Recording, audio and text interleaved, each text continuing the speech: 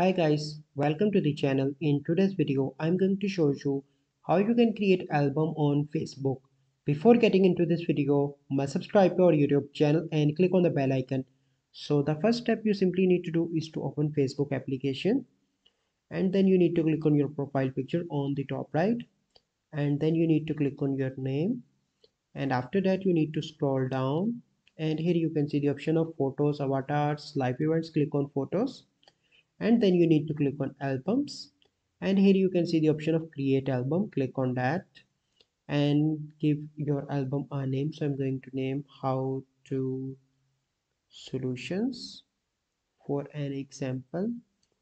And here you can see the privacy. You can share that to public, to friends, or you want only me. So for this case I'm going to select only me. Okay, and after that you simply need to click on create on the top right. So now you can see that an album is created with the name of how to solutions, but it is currently empty. And if you want, you can add photos and videos to that album as well. So this is the process by which you can create album on Facebook.